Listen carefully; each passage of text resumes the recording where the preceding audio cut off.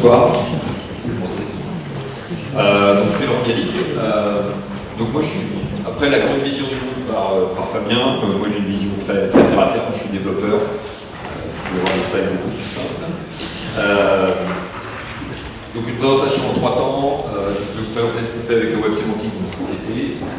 Ensuite je vais vous parler des bases de données RDF, donc ce qu'on appelle les triple stores. Enfin je vais vous faire un retour d'expérience avec 4 mises en œuvre complexes ou très simples, pour vous montrer ce qu'on peut faire avec du RDF et une base de données. Alors, là, moi je travaille chez Atos, on a fait nos premières mises en œuvre sur la techno RDF en 2009. Pourquoi on s'est intéressé à cette technologie? En fait, on a vu à RDF par le biais de l'open data. Donc, la problématique de l'open data, c'est bien de publier des données, mais quand chacun publie soit un Excel, soit un PDF, soit un CSV sans documentation, finalement les gens ne peuvent pas en faire grand-chose. Donc on a essayé de voir comment on pouvait aider nos clients, parce que une société de service, c'est notre but, à améliorer en fait ce processus de publication et de partage de données. Et on est tombé sur le RDF. Donc l'intérêt pour nous du RDF, c'est que ça permet pour chaque donnée en fait, d'expliciter chaque propriété, chaque donnée associée à une ligne d'un tableau, on va expliciter à quoi correspond chaque valeur. Donc ça va typer la valeur, ça va donner tout un contexte autour de ces données. Et en plus, on va pouvoir la représenter à partir d'une source RDF sous de multiples formats, y compris du CSV, si c'est ce qu'on veut fournir à l'utilisateur, parce que c'est plus simple pour lui de la deuxième utilisation qu'on en fait, c'est le croisement de données. Donc l'idée, c'est de récupérer plein de sources de données. Alors certaines viennent du web, d'autres viennent de l'intérieur de l'entreprise. On va essayer de les croiser pour en faire ressentir de la valeur. Et c'est beaucoup plus simple de les croiser, justement, si chacune de ces données a son contexte avec elle, et n'est pas juste le nombre 42 qui se balade dans une cellule Excel, on ne sait pas d'où ça vient, on ne sait pas comment c'est arrivé. Alors notre approche, comme quand on a commencé le web sémantique, ce n'était pas quelque chose de très sec, c'était de participer à des projets de recherche, et pour ça, on a fait ce qu'on savait faire, c'est-à-dire des socles techniques, et on a aidé les chercheurs à intégrer leurs solutions dans des ensembles plus gros. Le but, c'est d'en faire des solutions pérennes, c'est-à-dire qui vont au-delà d'une thèse, qui vont survivre à un projet de recherche ou à une thèse, et continuer à avoir une vie après, tout simplement parce que nous, on en bénéficie par la suite. Et donc pour ça, généralement, on favorise une approche open source. Donc quand on fait un projet, on essaye que le résultat de ce projet soit un projet de recherche sur open source. Aujourd'hui, on essaye de faire fusionner le web sémantique avec les approches big data. Donc aujourd'hui, on a un projet en cours pour lequel on a eu un financement qui est le projet Wave, qui est du croisement de flux de données issus d'un réseau de capteurs. Donc en fait, l'idée c'est de sémantiser les flux de données émis par les capteurs et ensuite de faire du croisement via les requêtes Sparkle en mode continu, c'est-à-dire que les données sont fenêtrées et on évalue les requêtes sur chacune des fenêtres en croisant les flux.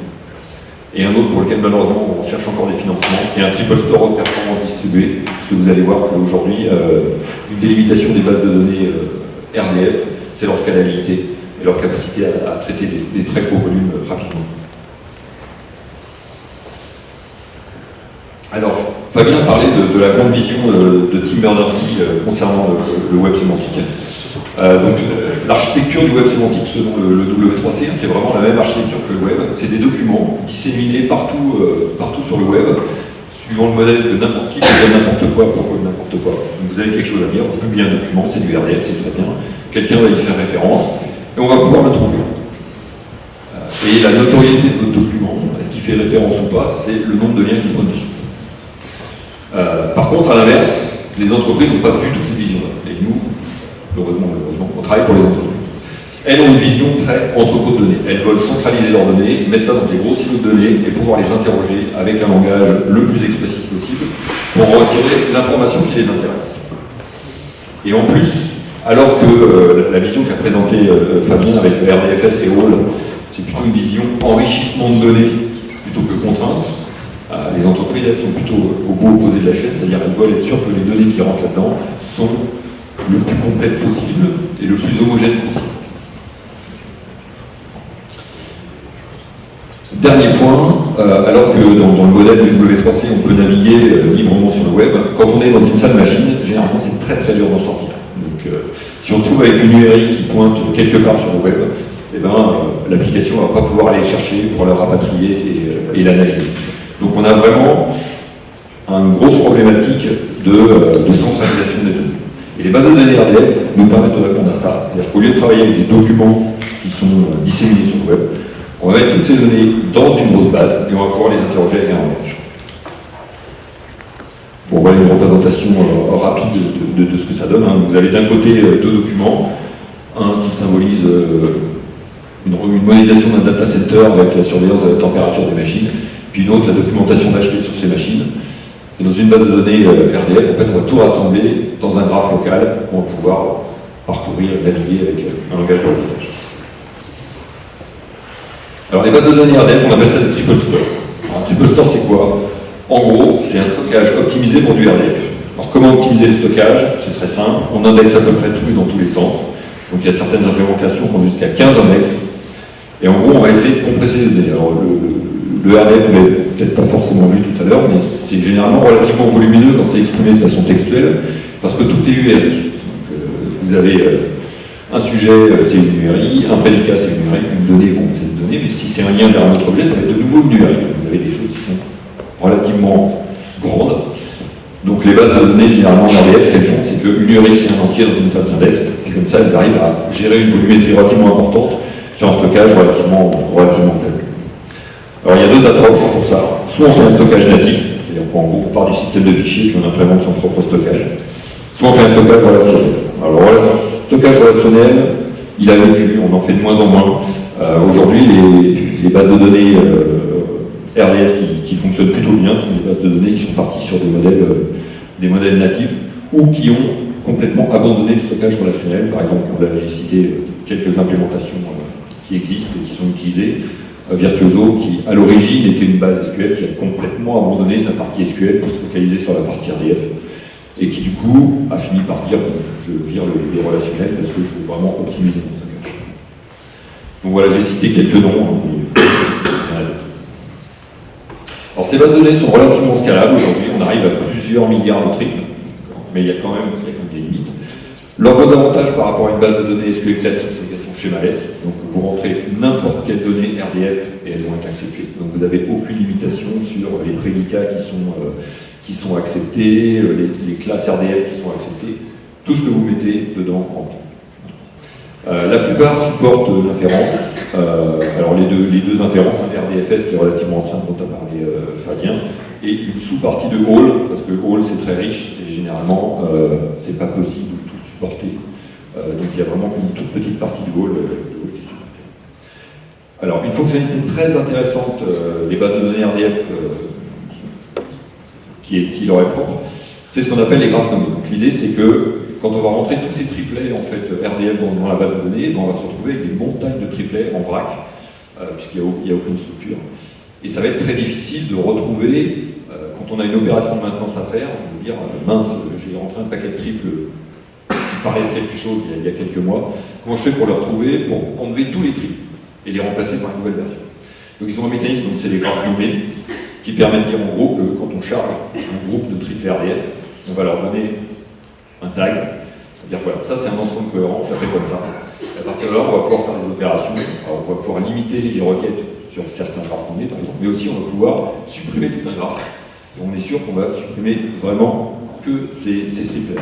Tout simplement parce que quand on charge plein de données dans une base de données RDF, on va potentiellement charger 10 fois le même triplet, parce que N sources vont me fournir le même triplet. Donc on va charger 10 fois le même triplet. Quand vous interrogez la base, vous avez l'impression qu'il n'y ait qu'une fois. Mais par contre, quand vous voulez supprimer une donnée que vous avez chargée à partir d'une source de données, vous voulez être sûr que vous supprimez bien une seule occurrence de ce triplet et non pas les 9 autres. Donc c'est ce que se permet ces graphes nommés.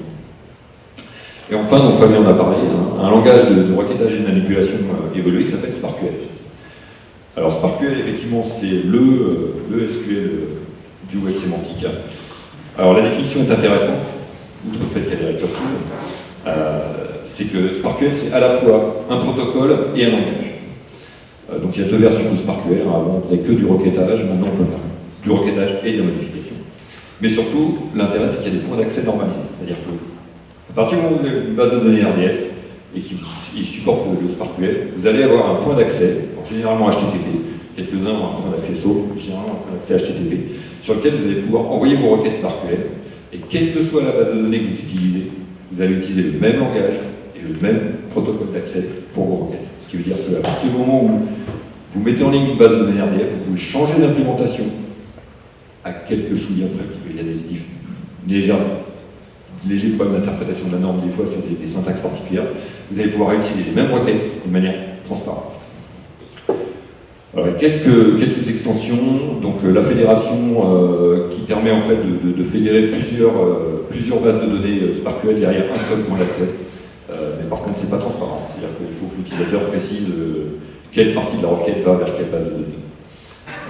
Et le Graph Access Protocol qui est la validation par le W3C de ces fameux graphes nommés et qui permet maintenant, dans le langage SparkQL, d'avoir un point d'accès direct sur les graphes. Donc on peut récupérer la totalité d'un graphe, ce qui n'était pas possible. Enfin, des extensions de syntaxe, dont la plus intéressante, c'est GeoSparkQL, donc qui est le fait de supporter donc, les requêtes spatiales. Donc les intersections de polygones, savoir si un point est dans un polygone, à quelle distance il est dans le point, etc. directement dans SparkQL. Et la plupart des grosses bases de données dont j'ai parlé, dont j'ai listé le nom juste avant, comme Olim, Virtuoso, supportent cette extension. Donc bon, alors il y a un petit slide sur la syntaxe SparkQL, mais je pense que Fabien en a beaucoup mieux parlé que moi. Donc en gros, hein, une requête SparkQL, c'est ni plus ni moins que l'expression d'un parcours dans un graphe, donc de contraintes de parcours. Donc on va exprimer les limitations qu'on met au parcours du graphe. Et en gros, le résultat de la requête SparkQL va être le sous-graphe qui répond à ces contraintes.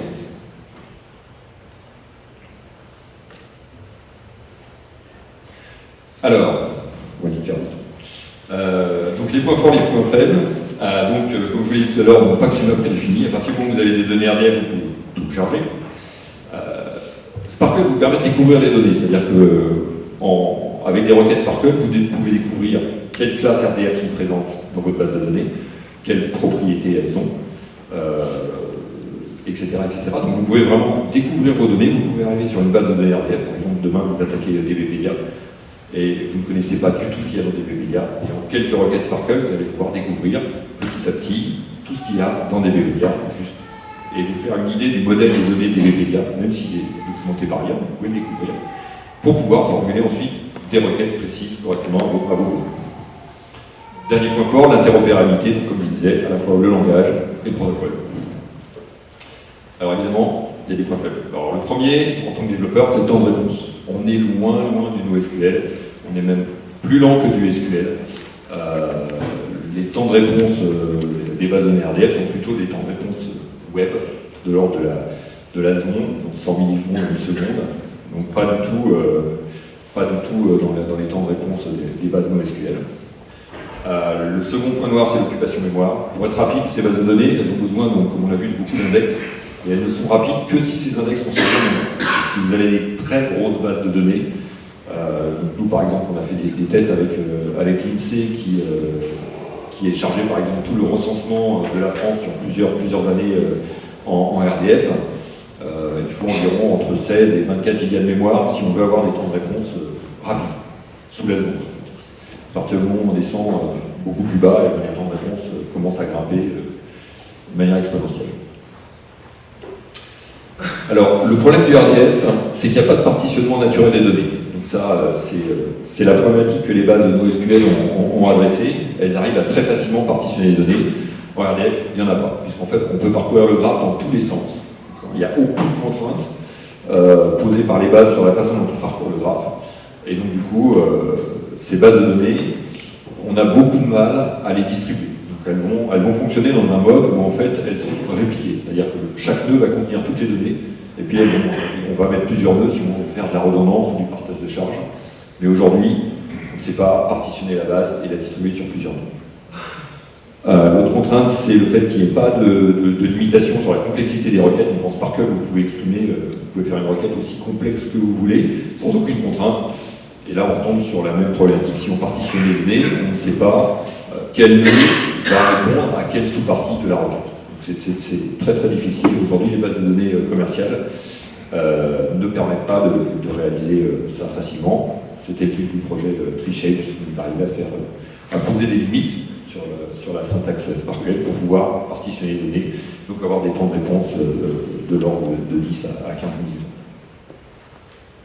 Dernier point, l'inférence. Donc l'inférence, c'est très très bien. Donc c'est ce qui vous permet, donc, comme l'expliquait Fabien, de générer en fait de la donnée à partir de la donnée, à partir de règles. Donc en utilisant les schémas RDFS et ALL. Malheureusement, c'est une arme à double tranchant, c'est-à-dire que vous chargez plein d'ontologies ou de schémas RDFS dans votre triple store, vous chargez plein de données, et là vous vous rendez compte que le nombre de triplets générés représente 10 fois les données que vous avez insérées dans la base, tout simplement parce qu'il il infère, et une fois qu'il a inféré, il relance un coup d'inférence avec une autre ontologie, etc. etc. Et donc vous multipliez par 5 ou 10 le volume de données, donc il faut y aller, je veux dire, avec parcimonie aujourd'hui si vous voulez l'utiliser en production. C'est vraiment mettre une ontologie, voir ce que ça donne, en rajouter une deuxième, voir si c'est compatible, potentiellement enlever certaines inférences qui ne vous intéressent vraiment pas, et vraiment contrôler ce que vous allez générer comme triple. Alors, retour d'expérience, donc je vais vous présenter quelques projets qu'on a fait, ou que d'autres ont fait s'ils sont intéressants. Donc, premier gros projet, le projet qu'on a fait avec la BNF, qui s'appelle SPAR, donc c'est le système d'archivage réparti de la BNF. Alors, c'est un système que vous ne verrez pas parce qu'il vit dans les coffres-forts de la BNF. Donc, en gros, c'est le système qui, suite à la numérisation, va indexer en fait tout le patrimoine numérique de la BNF. Donc, tous les livres qui sont numérisés, le web français, les films, etc. Donc l'indexation de toutes les métadonnées techniques se fait en RDF. Alors métadonnées techniques, donc ce qui intéresse la BNF en gros c'est la protection des données et leur pérennité. Donc ce qu'on indexe, c'est pas l'auteur, tous les mots du document, etc. Ça les intéresse pas, surtout pas les archivistes. Ce qui les intéresse, c'est de savoir quel format ils ont en stock.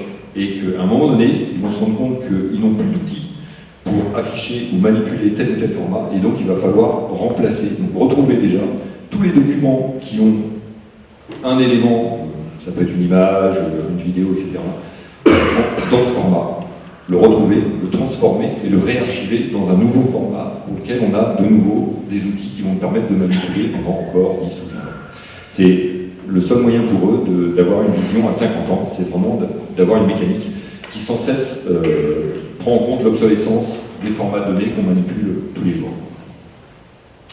Et donc pour ça, on indexe les métadonnées techniques de tous les documents dans une base de données RDF. Alors en fait, comme c'est beaucoup de données, c'est plusieurs milliards de triplets. On a partitionné ça en 3 bases. Donc il y a une base complète qui est très peu interrogée uniquement par des archivistes experts. Une base sélection qui contient un sous-ensemble des données qui est interrogeable par l'application elle-même et par tous les utilisateurs de la BNF. Et puis une base de référence qui contient vraiment la description de toutes les données de référence, donc le dictionnaire de la BNF. Alors l'idée, pour ne rien perdre, c'est que cette base elle est reconstructible à tout instant. C'est-à-dire que la base de données RDF, elle est sauvegardée donc, à la fois sur disque en local pour la reconstruire rapidement s'il y avait un problème, mais elle est aussi sauvegardée avec chaque document sur des bandes. Et donc au pire, si on perdait tout le système, on pourrait relire toutes les bandes et on reconstituer toute la base d'indexation. Ça prend du temps, c'est faisable. Après, donc, quelques statistiques, donc ça doit être des statistiques de 2012, avec 1 million de graphes nommés. Donc, les graphes sont utilisés à la BNF pour gérer les différentes versions des documents. Et donc quand on remplace un document par une nouvelle version parce qu'il a été migré, on peut, sous certaines conditions, supprimer toute référence à cette ancienne version. Pour ça, on va supprimer tout le graphe qui correspond. Donc j'ai mis x2 parce qu'en fait il y a 2 sites, donc c'est 250 teraoctets gérés par l'Eurocode sur 2 sites. Alors, petite mise en œuvre beaucoup plus simple. Donc là, c'est de la publication de données. Donc, c'est vraiment du linked open data. Donc, l'idée, c'est pour les archives de France, qui avant géraient les thésaurus. Donc, les thésaurus sont en fait la liste des mots autorisés pour taguer les archives et permettre de les retrouver ensuite quand on fait une recherche. Donc, ils avaient une liste de mots-clés en fait, qu'ils maintenaient sur des documents Word. Donc il y avait le mot, sa définition, pourquoi il était utilisable. Et donc ils se sont dit qu'il était peut-être temps de changer de technologie, de publier ça sur le web. Pour ça, ils ont choisi donc, un vocabulaire qui s'appelle SCOS, donc, dont je remercierai Fabien d'avoir parlé juste avant, qui va permettre de décrire donc, tous ces mots-clés et leurs relations. Donc quel concept englobe quel autre concept, de relations de spécialisation, de généricité entre concepts, etc. Et quand ils ont présenté ça aux archivistes, les gens ont dit « Super, un document XML, qu'est-ce qu'on en fait ?» Donc ils sont venus nous voir, et donc, ce qu'on leur a proposé, c'est de mettre en ligne ce document XML, donc ces documents SCOS, il y en a un par Thésaurus. Et pour ça, donc, on a mis une base de données RDF, on a chargé tous ces documents dans la base de données RDF, et ensuite on a rajouté un frontal. Le frontal, c'est tout simple, c'est une application web qui donne une URL à chaque objet. Alors, eux en interne utilisent, donc, comme ils font partie du monde des archivistes, ils utilisent des URL qui sont des ARC, des Archival Resource Key, donc qui permettent d'identifier des ressources bibliographiques. Donc on traduit donc, ces URI ARC en URL sur le site. On rajoute un petit peu de négociation de contenu pour que vous puissiez accéder soit en HTML, soit récupérer la donnée native. Et puis après, c'est tout bête, à chaque fois que vous faites un get sur une URL, on fait une requête Sparkle derrière, donc il y a un verbe qui s'appelle distract qui permet de récupérer le contenu associé à l'objet. Et puis derrière, on a juste un modèle de page.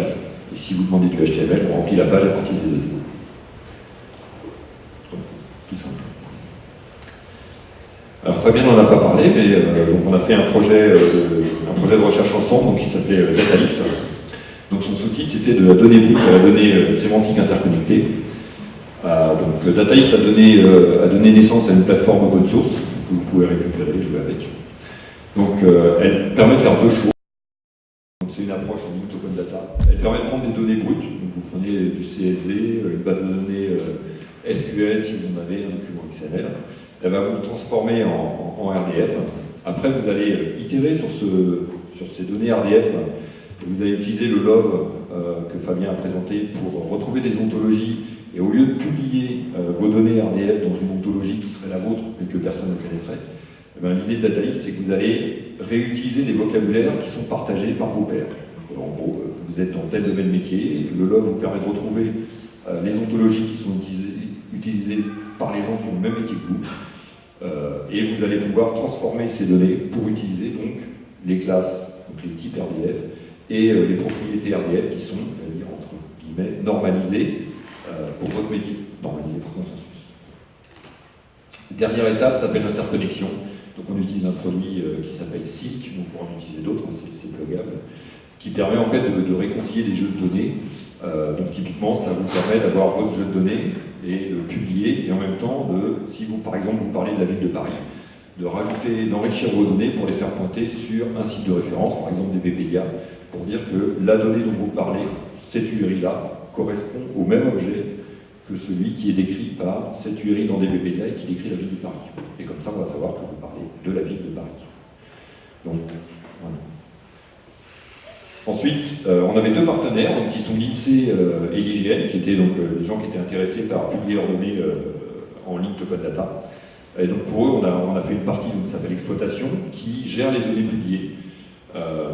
Donc il y a un Sparkle Endpoint qui permet donc de limiter et de protéger la base de données, évidemment, puisque derrière on a des bases de données qui permettent l'écriture, donc on ne peut pas exposer les points d'accès de la base de données, les points d'accès HTTP de la base de données directement sur le web. Donc le Sparkle Endpoint permet de proposer, de préserver les données et d'y accéder uniquement en lecture seule. Il permet aussi de faire de la négociation de contenu. Donc, par exemple, si vous demandez la donnée en HTML, soit il va générer la page HTML, soit il va vous renvoyer sur le site institutionnel qui parle de la même chose. Sinon, il va choisir le type RDF le plus adapté. Et puis, un des travaux de l'équipe de Fabien, ici à Sofia, ça a été de gérer le contrôle d'accès, puisque l'IGN, en fait, a un modèle open data, pas forcément open, et donc ils peuvent contrôler l'accès à la donnée. Donc, en fonction de la personne qui se présente, la même requête Sparkle ne va pas donner les mêmes résultats en fonction du droit d'accès.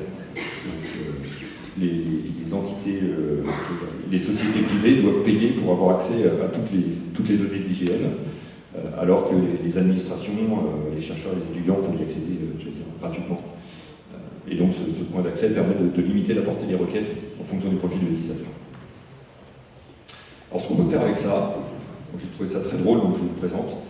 Donc c'est une toute petite mise en œuvre, puisque c'est quelqu'un qui le fait chez lui, donc il a récupéré DataLift. Et puis il a commencé une thèse, et il essaye de traduire depuis l'arménien hellénistique. Donc c'est un arménien ancien teinté de grec. Il a repris un manuscrit qui date du 6e siècle après Jésus-Christ, qui est lui-même la traduction du livre 5 d'Irénée de Lyon, qui est un traité de théologie qui date de 185 après Jésus-Christ, et dont on a perdu l'original. Et l'intérêt de cette traduction en arménien hellénistique, c'est que c'est la dernière qu'on connaît qui a été faite à partir de l'original du manuscrit. Et donc son idée, c'est de retrouver le sens original du manuscrit en partant de cette traduction. Donc pour ça, il a commencé par traduire un dictionnaire. Donc c'est le Beguet, c'est un dictionnaire qui est en allemand, donc il a commencé par le traduire. Ensuite, il a récupéré une base de Lemme. Donc une base de Lemme, en gros, c'est une base de données qui permet donc de prendre toutes les déclinaisons d'un mot et de retrouver et de leur associer l'entrée qui correspond dans un dictionnaire. Et puis il a pris deux autres dictionnaires qu'il a trouvé donc un en ligne et l'autre sur lequel il a fait passer un logiciel d'OCR parce qu'en fait il a trouvé que le livre donc, qui date de 1860, donc il l'a digitalisé. Il a tout mis dans une base de données RDF.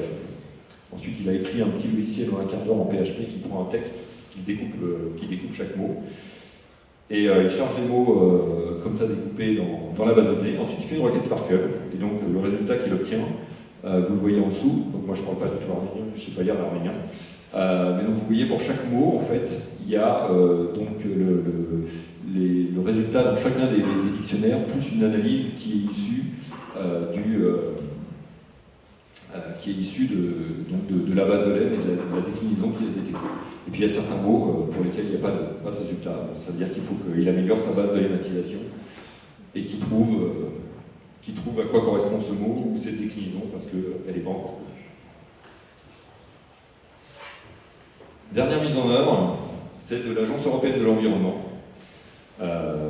Donc l'Agence européenne de l'environnement récupère des données liées à l'environnement, donc ça peut aller de la population, au gaz à effet de serre, aux statistiques sur les populations animales, l'état des rivières, etc., venant de tous les États membres de l'Union européenne. Et donc avant, ils faisaient ce qu'ils pouvaient, c'est-à-dire qu'ils disaient aux États membres, envoyez-nous ce que vous avez, on va se débrouiller. Donc ils avaient des formats propriétaires, donc ici c'était une base Access. Et puis du coup, ils mettaient tout ça dans une base de données SQL. Et à la fin, ils avaient des trous, tout simplement parce que les gens n'utilisaient pas les mêmes identifiants pour les mêmes choses. Donc là, on a un exemple avec la Grèce, qui de temps en temps est identifiée avec un code qui est GR, et de temps en temps avec un code qui est EL. Et ça, c'est l'exemple le plus simple, parce que c'est assez facile, mais multiplié par des centaines de formats venant de centaines d'administrations différentes, ça devenait un enfer. Donc ils se sont dit, on va essayer l'approche sémantique. Donc ils ont dit aux États membres, parce qu'il fallait les mettre à contribution, vous allez nous fournir les données en RDF, au moins c'est une étape qu'on n'aura pas à faire. Vous allez nous fournir vos données en RDF. Par contre, le vocabulaire et les référentiels, on vous laisse libre de choisir ce que vous voulez. Mais ils doivent être en RDF et vous devez nous les fournir. Donc bon, les États membres se sont pliés. Ensuite, ce qu'ils ont fait, c'est qu'ils ont pris chacun des référentiels des États membres et ils ont conçu leur propre référentiel à eux. Donc le référentiel de l'EA, et ils ont fait toutes les correspondances. Donc toutes ces correspondances, ils les ont mis dans une ontologie, en utilisant le verbe all qui est science. Donc en gros, on dit que telle URI est exactement la même que telle autre URI. On fait des correspondances directes. Ce ne sont pas les plus loin. Ils ont cherché ça dans un triple store qui supporte l'inférence. Dans le cas présent, c'est Virtuoso. Et ils ont transformé toutes leurs applications pour faire de l'interrogation Sparkle plutôt que de faire de l'interrogation SQL. Et donc, ce qu'on voit, on voit le résultat juste à côté. Donc, c'est qu'on continue à importer des données, chacune avec son propre référentiel. Dans le cas présent, j'ai changé de pays. Ce coup-ci, c'est l'Angleterre, qui de temps en temps apparaît comme UK et de temps en temps apparaît comme Chili. Grâce à l'ontologie, en gros, le Triple Store m'a inféré que les deux références en fait sont la même. Leurs applications, elles, utilisent uniquement leur référentiel pour interroger tout ça. Et du coup, après, quand ils interrogent la base de données, eh bien, ils vont bien réussir à consolider les données. Donc là, c'était les émissions de gaz carbonique par rapport à la population et faire le calcul. Et donc, ils ont bien réussi à rapprocher les différentes données. Voilà, donc ça, c'est un exemple de croisement de données. Si vous avez des questions.